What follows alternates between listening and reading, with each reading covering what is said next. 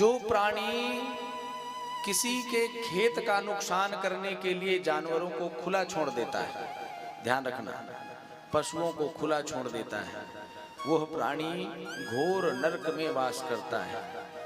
क्योंकि एक किसान किस प्रकार से एक एक पैसा जोड़कर उस धन से उस खेत में बीज डालता है, उसमें जल डालता है, और किस प्रकार से वह एक आस लेकर, एक उम्मीद लेकर बैठा है, इससे कुछ उत्पन्न होगा, इससे मेरा परिवार का पालन पोषण होगा।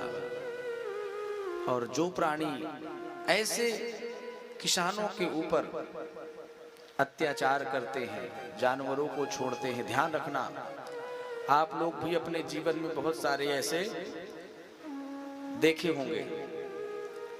गांव में कुछ होते हैं कुछ लोग जो सोचते हैं कि हम बहुत अच्छा काम कर रहे हैं, दूसरे का खेत चराने के लिए जानवर को खुला छोड़ देते हैं। एक बात हम आपको बताएं कि जिसने भी यह कार्य किया है, जिसने भी यह कार्य किया, वो आज तक दुखी का दुखी ही है, इस बात का ध्यान रखना। और एक समय ऐसा आता है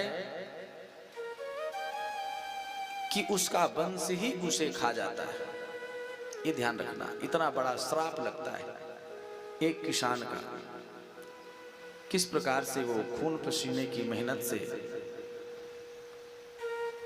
एक एक पैसा जोड़ करके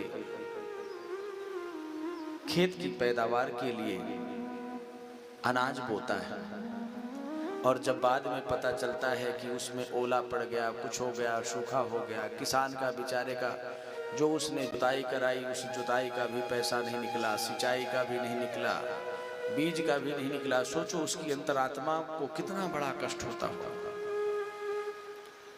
इसलिए माताओं, भाई बंधुओं, आप लोग विशेष रूप से ध्यान दीजिए।